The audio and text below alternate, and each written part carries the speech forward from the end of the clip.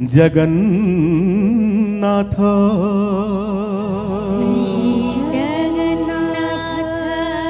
Bahrain Odia समाज तरफ 88तम उत्कल दिवस पालन बाहरीन राजमानमाठरे प्रवासी ओडिया मानक संगठन बाहरीन ओडिया समाज 88तम उत्कल दिवस धूमधाम पालन करिसेंती। एही अवसर में ओडिशार मुख्यमंत्री नवीन पट्टनायक वीडियो माध्यम बाहरीन ओडिया समाज को शुभेच्छा जणाइबा सह निजर खुशी व्यक्त करिसेंती। एथिरे 100 ओडिया परिवार समेत 300 रु अधिक ओडिया सदस्य जोग देथिले। एही अवसर में सांस्कृतिक संपादक अध्यक्षतार कोरापुट नृत्य, संबलपुरी नृत्य, गीत, नाटक, कमेडी प्रदर्शन होइतिबा बेले कलाकार एवं अनुष्ठान को पुरस्कार और ट्रॉफी प्रदान करा जायथिला।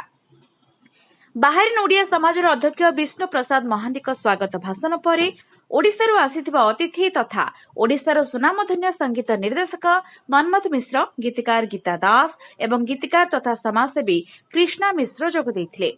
एथिसहित आरब देशर विशिष्ट शिल्पपति देव लोकनाथ महांती मुख्य अतिथि भाव जोगदे ओडिशार संस्कृति, ऐतिह्य और प्राचीनतार गौरवपूर्ण कीर्तिराज आज सुवर्ण त्रिभुज भाव ठिया होछि बोली कहिथिले।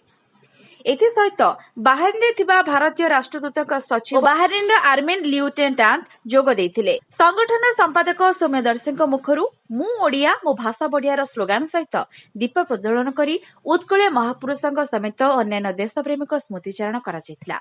सांस्कृतिक कार्यक्रम प्रारंभ में उपाध्यक्ष जयदेव जेना अध्यक्षतार ओडिशार प्रसिद्ध संगीत ओडिशा और आम ओडिशा किछि गीतकार द्वारा परिवेषण करा। एथिसहित अन्य अतिथि मानक सम्मानित करा जायथिला।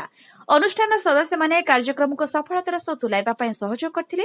सांस्कृतिक कार्यक्रम रे दर्शक नृत्य गीतर तालतेले झुमिबा सह कॉमेडी नाटकर मजा उठे। एथिसहित समस्त परिवार ओडिया भाईचारार मनोभाव रखी ओडिया खाद्य खाई खुशी मनाइथिले। सर्वशेष संगठन साधारण संपादक दिलीप कुमार स्वाई कार्यक्रम सफलतार सहित समाप्त होइतिबारु समस्त को धन्यवाद ज्ञापन करथिले।